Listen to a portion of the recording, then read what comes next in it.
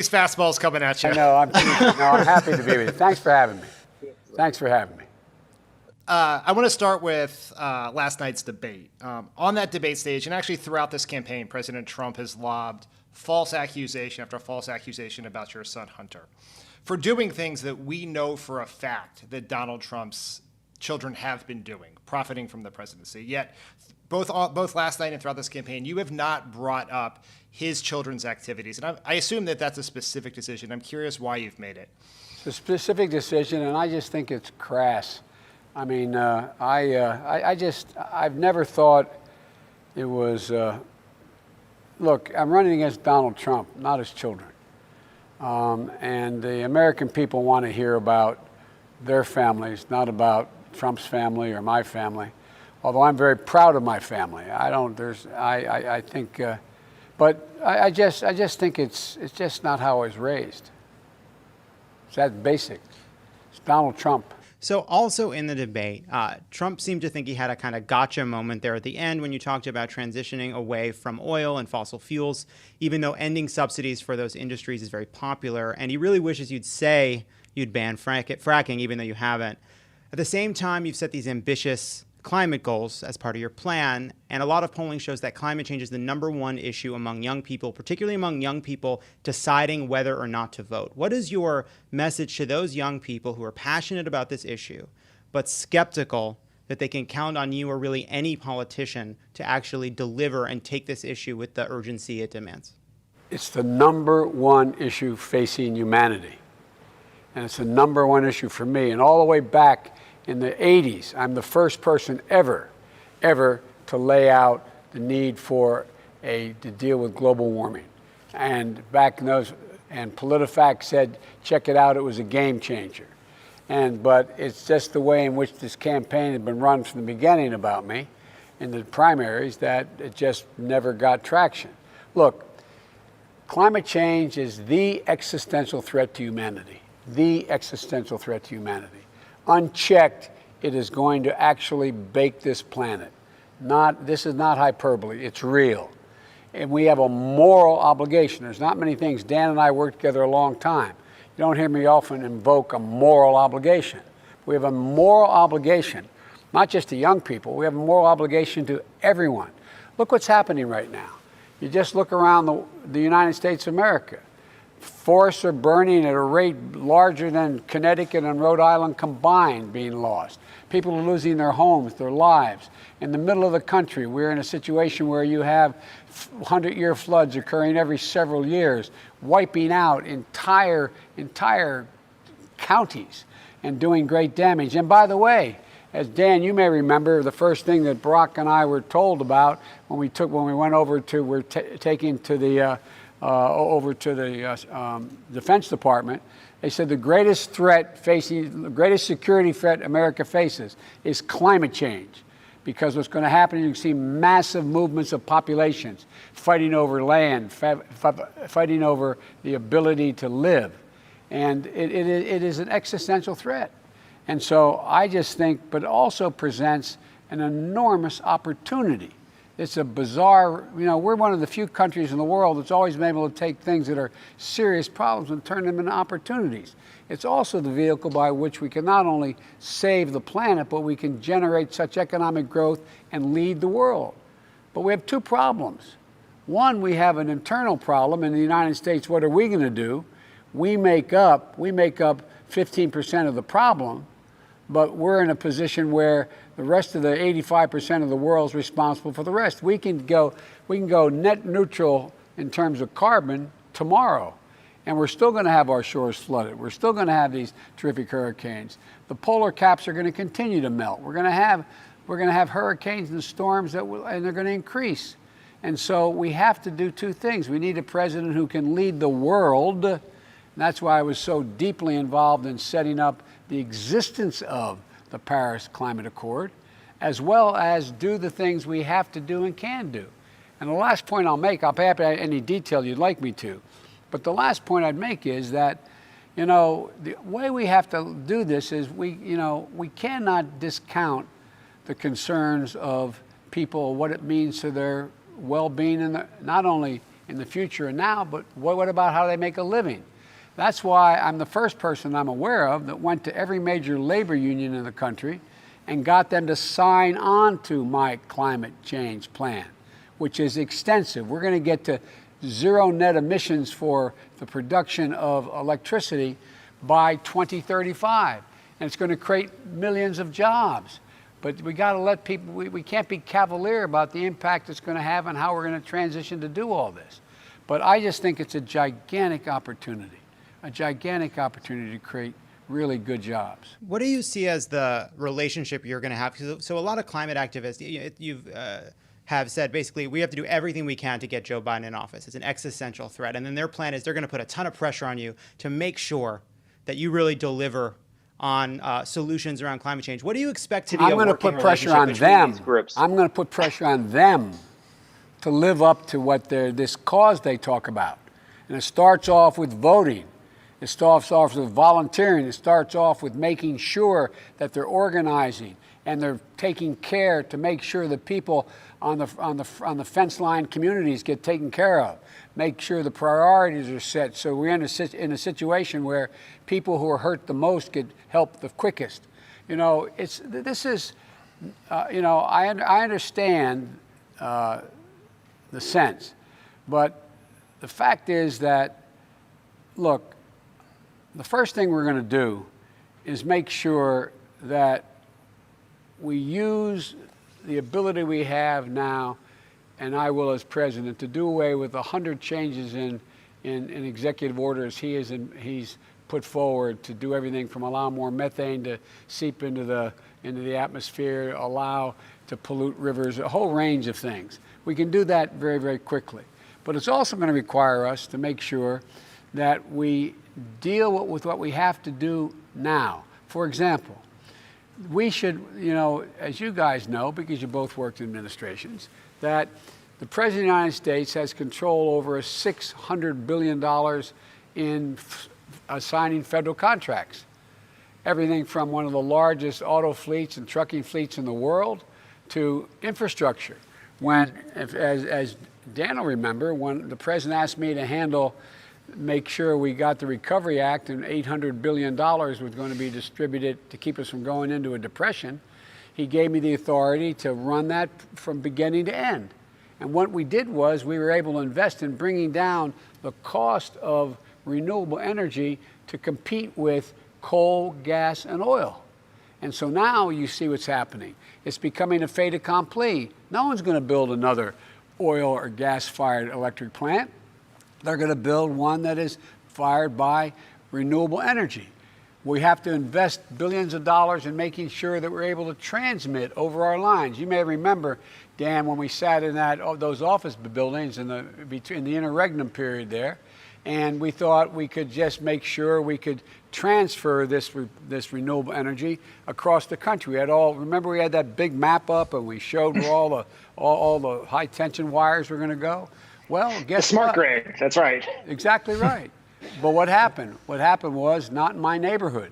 People didn't want to have high tension wires in their neighborhood. So what we're going to do, and what's happening now, and I've been working on this for 3 years, you have a lot of folks in Silicon Valley and other places doing research on battery technology. So now we're going to be able to store, for example, they could have a battery about this wide as the width of my arms and about this thick, that if you have solar power in your home and the sun doesn't shine for a week, that battery will store it. You're going to be able to have all the energy you need in the meantime. We're going to provide 550,000 charging stations for real on the new infrastructure, green infrastructure we're going to be building. We're going to own the electric automobile market. We're going to create 1 million jobs in doing that. This is not hyperbole. These are things that have been run through by economists in Wall Street and also by people who are in the thought community, the people who are running these major institutions. And so there's so much we can do, and we can create a clean environment. We can also grow the economy and get people good wages. The fastest growing industries are solar and wind. Solar and wind. And they're not paying $15 an hour. They're paying prevailing wage. Every single contract the president gave me the authority to let when we were running the Recovery Act, every single one paid prevailing wage. That's 45 to 50 bucks an hour plus benefits. And so that's how we're going to grow this economy. You know, in the debate stage, and frankly throughout this whole campaign, there's been sort of a mystery. Every time Donald Trump's been asked about a second-term agenda, he has failed to answer that question with any detail.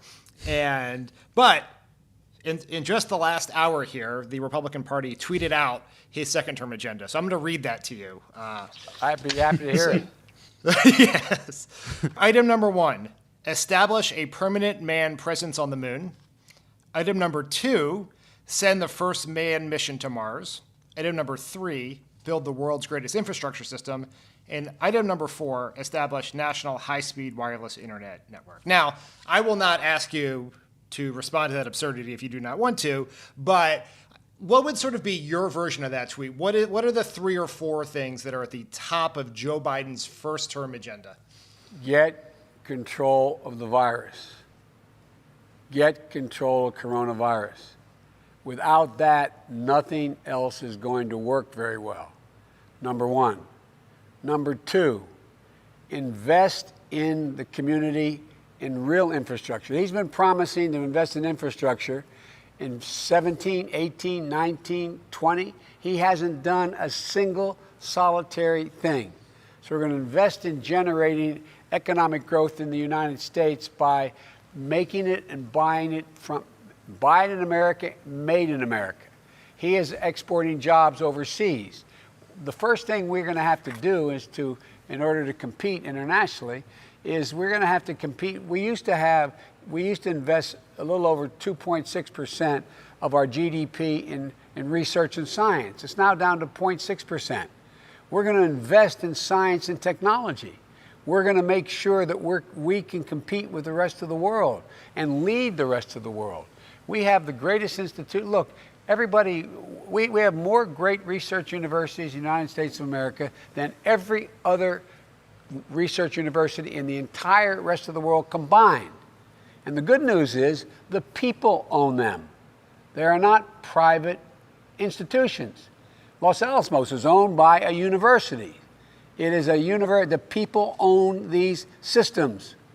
And we so underestimate. That's where every major breakthrough has come out in the last 25 years. And we're going to invest in those. We're going to continue to invest in the research and development. And it's going to go from making sure we have access to know how we're going to generate economic growth through infrastructure that's green, as well as we're going to invest $5 billion a year in cancer research. We're going to cure cancer. Mark my words. We're in a situation where, as you know, I ran the moonshot for the president. And what happened was we found significant breakthroughs. Everybody in the past walked by the mirror and looked in the mirror and saw a Nobel Prize about to be won. Great scientists, but they didn't share much information. They virtually didn't share any information.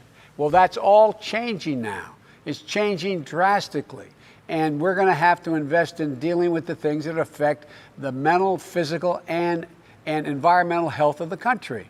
And we can do that. For example, if we don't do something about dealing with Alzheimer's, every single hospital bed in America within the next 20 years will be occupied by an Alzheimer's patient. And no insurance company is going to invest the kind of money needed to deal with it. We can do that. We can do the same thing with other diseases like diabetes. We can do it with regard to a whole range of issues. So it's not just making sure we deal with the physical environment, which is critical, and investing in the technologies. For example, one of the things I laid out, and I know it's boring as hell, but it's consequential. I laid out a farm policy, F-A-R-M, that allows us to drastically increase the amount of acreage able to set aside. So we pay farmers for putting their land in a land bank and planting deep-rooted plants. You say, what's that about? It's about carbon capture. Put this in perspective. Right now, they're burning the Amazon. The Amazon absorbs more carbon from the air into the ground, into the roots of trees and vegetation, than is put into the air by the entire United States of America every single day. And what are we doing? We're letting it burn. We're not doing much at all, organizing the rest of the world to go to the Brazilians and say, we're going to pay you collectively the following multi-billion dollars to go in a different direction. If you don't, you're going to pay an economic price for doing it. Well, right now, we can have the first net zero industry in America, carbon emission, can be agriculture. For example, I know this is boring stuff, but you think about what it can do. Look, all of the methane that is going into the air because of cow manure and because of pig manure and because of chickens. You know, we have a $4 billion industry on the east coast of the state of Delaware, the east coast of the United States and the Delmarva Peninsula. Well, guess what? The chicken manure has been polluting the estuaries in the Chesapeake Bay. We know now how to take the methane out of the manure, turn it into pellets and make it reusable fertilizer, and take the methane and store it in other ways, and it creates jobs in the process of doing it. But when you try to talk about things, other than the kids who are really deeply into the environmental stuff, it kind of glazes over. So there's so many things we can do, and in the process, we can generate economic growth in rural America, let alone what we're going to be able to do relative to the other changes we can make with regard to the environment. For example, well, I won't go on. I'm sorry, but I get a little excited about it because it's such an opportunity. And by the way, that's why we have to. The first thing I'm going to do is rejoin the Paris Climate Accord, because without us, nobody runs it. Nobody steps up. No one has the moral authority to do it. And I'll conclude by saying the thing that bothers me most about Donald Trump is he has so fundamentally damaged the moral authority we have. We have the most powerful military in the history of the world. We not only lead by the example of our power, but the power of our example. And our example we're setting around the world is devastatingly negative to our own security interest and the world's overall interest. More than you ever wanted to know. I apologize. You didn't give me. No. It's great. No, I'm interested. I'm very interested. Look, Trump thinks we should go to the moon. You want to solve climate change. I think that's a good distinction. One final question for you, Mr. Vice President. This interview is going to come out tomorrow, which is early vote day. And so I'm going to ask you a two-part question, which is what I think President Obama used to call pulling a Chuck Todd. So part one, what's your message to the folks who have not yet voted or do not yet have a plan to vote? And part two, for the folks who have already voted, the 50 million Americans who've already voted, what can they do over the last 10 days to help make sure that you're the next president of the United States? Well, first of all, what really rankles my opponent is I say that the thing that bothers him most is he's not a patch on Barack's jeans. Barack was one hell of a president, and I tell you what, man, what an honor it was. I think you guys believe it too, to serve with him. An incredible honor. And I'm not being solicitous. I really mean that. He had more integrity in his little finger than most people have in their whole body, and he had a backbone like a ramrod, has one. But one of the things that I think is most important is those who haven't voted yet, first of all, go to iwillvote.com to make a plan exactly how you're going to vote, where you're going to vote, when you're going to vote, because it can get complicated. Because the Republicans are doing everything they can to make it harder for people to vote, particularly people of color to vote. So go to iwillvote.com. Secondly, we're in a situation where we have put together, and you guys did it for our administration, the President Obama's administration before this. We have put together, I think, the most extensive and inclusive voter fraud organization in the history of American politics. What the president is trying to do is discourage people from voting by implying that their vote won't be counted, it can't be counted, we're going to challenge it, and all these things. If enough people vote, it's going to overwhelm the system. You see what's happening now. You guys know it as well as I do. You see the long, long lines in early voting. You see the millions of people have already cast a ballot. And so don't be intimidated. If in fact you have any problem, go to, and I don't have the number, but it's 833-DEM-VOTE, the letters DEMVOTE. Call that number. We have over 1,000 lawyers. Over 1,000 of them will answer the phone if you think there's any challenge to your voting. Go to 833-DEM-VOTE. Dial those letters on your phone. That will get you the assistance that we have already put in place. Thirdly, for those who've already voted, it's not enough, with God love you, it's not enough that you voted. You got to go out and get your friends. You got to go out and get your family. You got to go out and get people. There's so many people, like the old days when it used to be a lot easier.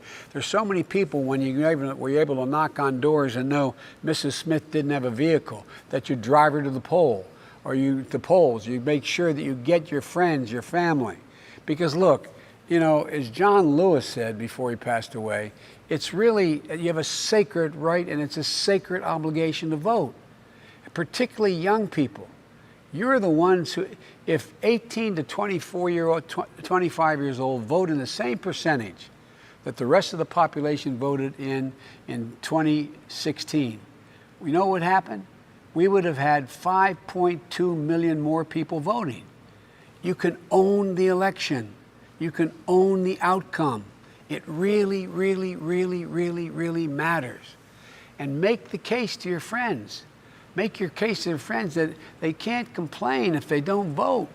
And it's going to be counted. It's going to be counted. And because I think the American people are going to show up, Dan, in such large numbers, there's going to be no way to avoid the outcome. And look what he's done from the beginning. Done everything to try to discourage you, saying he's not sure he'll accept the results. He's not sure what he'll do. I guarantee you he'll accept the results, and he'll be out in there's no one going to stick with him. He's the only president I know that 6 of his generals who've worked directly for him said he's unfit to be president, commander-in-chief. So I'm not worried about any coup here. I'm not that he's saying there's going to be a coup. But look, think about everything that's been said. When I said about 3 months ago, I think he's going to suggest he may not step down, he may not accept the outcome of the vote, people said, oh, there goes Biden. What did he do? 2 weeks later. It's all designed to try to keep people from voting. So those who have voted, you know how long it took you, how you did it, what you did.